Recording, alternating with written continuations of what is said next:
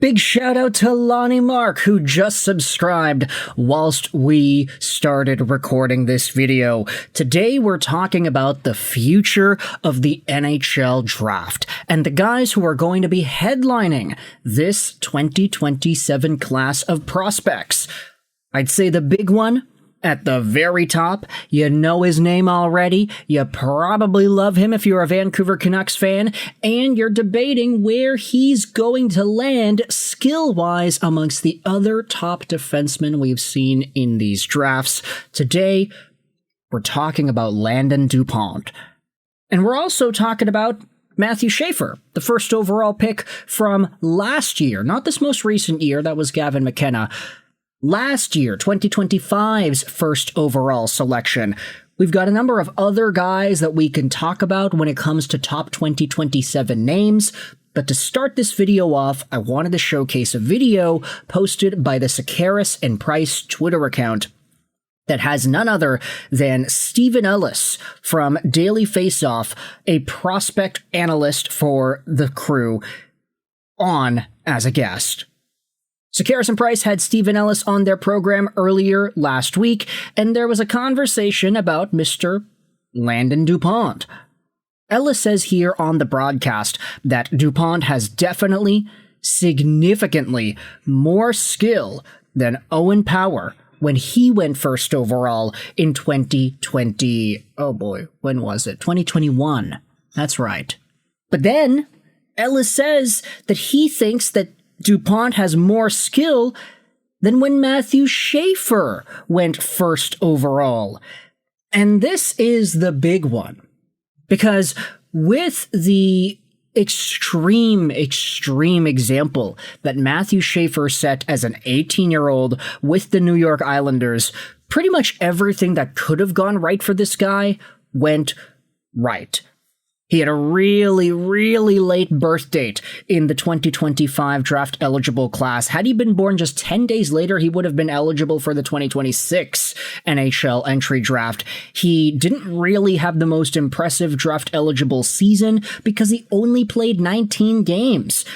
Sure, he had 22 points in 17 Erie Otters games and 2 points in 2 World Junior games, but because it was cut down so short due to injury, there was always this question as to whether or not Matthew Schaefer was lightning in a bottle waiting to be unleashed or just a flash in the pan, who had a really amazing 19-game sample spread throughout the course of the entire year.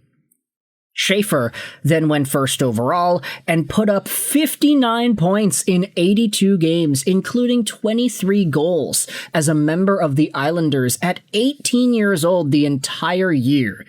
Schaefer moves, he plays, he shoots, he scores, he does everything you need a defenseman to do. He is so solid, and the best part about Schaefer, beyond the hockey talent and the skill, is that he's an extremely likable guy. His personality is infectious. He's a kind-hearted person at heart. He went through so much trial and tribulation to even get drafted into the NHL in the first place. There was a really emotional angle to the story of Schaefer that seeing everything culminate with a Calder victory in his very first NHL year because hey, he was a better rookie than Ivan Demidov. He was better than Seneca. He was better than everybody else.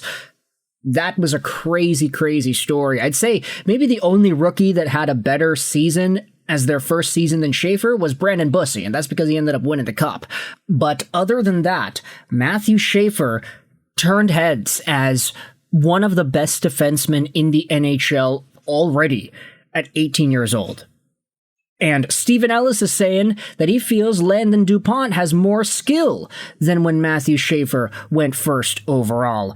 Now, I'm not necessarily saying that Stephen Ellis is saying that Landon Dupont is guaranteed to being better than Matthew Schaefer. I'm going to be real. This rookie season is incredible. It's going to be so difficult to replicate that if you are Landon Dupont, if you are the first defenseman who was taken off the board in this year's draft, Daxon Rudolph, although I honestly don't know if Rudolph is even going to be an NHL player this upcoming season. I guess we'll see.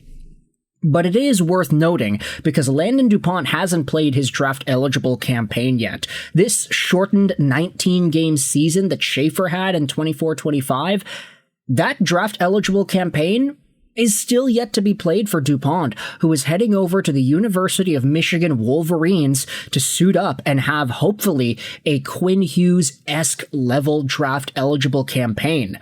Dupont this previous season was way over a point per game for the WHL's Everett Silvertips at 17 years old to end off the year. He was 16 for most of the season, and he was still over a point per game.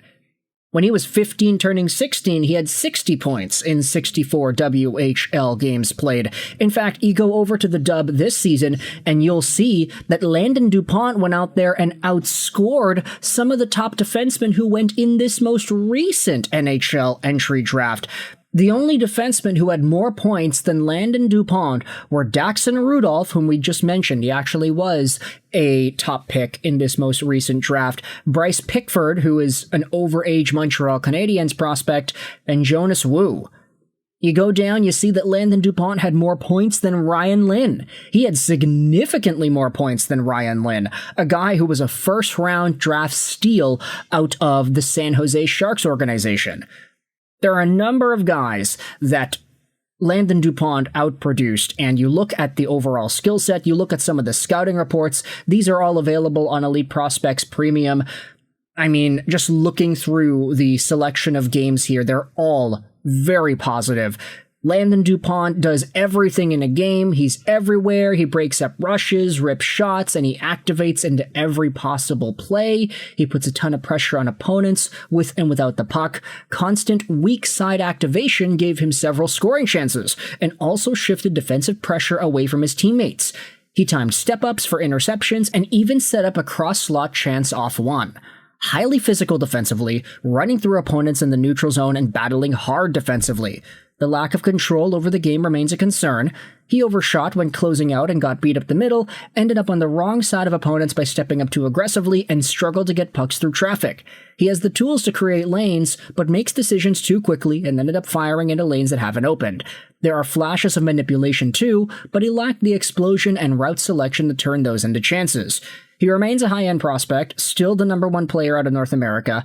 Adding more control to his game could make him a top-end number one projection. Now, this Mitchell Brown scouting report covers a game from March 16th, 2026. We also had the March 12th game against the Penticton Vs, how Dupont was fast and physical all game, emphatically breaking up tons of plays along the walls, wins a lot of battles, no one can match his pace, it's unrelenting, maintaining just as high deep into shifts. With possession, he has a straightforward, pacey game. There are some missed opportunities, but he is still somebody who's able to set up chances. His skating is a high-end projection to be in the NHL, as is the skill. His defense has improved significantly. It was already a strength. He will have to slow the game down a bit more and exercise more offensive control for it to really cement his status as the number one pick, but he clearly has star potential. This is a really great prospect over here. And for a guy who has displayed so much in his draft minus 1 year, thinking about how strong his defensive game is, his overall skill, and how his skating is already top-notch, this is a player who has all the tools to potentially dethrone Matthew Schaefer as the NHL's next best D-man. However, what's funny is that Stephen Ellis on this video doesn't even say that Landon Dupont is the definitive number one. He talks about Nazar Privilov out of Russia as a potential first overall pick. He also talks about Alexei Joseph out of the QMJHL, potential first overall pick. These are guys that we're going to have to pay attention to as well. They have been lighting up their leagues. Privilov under a point per game in the junior league, and he's only 17 years old. He recently turned 17. Alexei Joseph also torched the QMJHL, way over a point per game in his first season over there. Landon Dupont, as good as he ain't the guaranteed first overall pick at this point.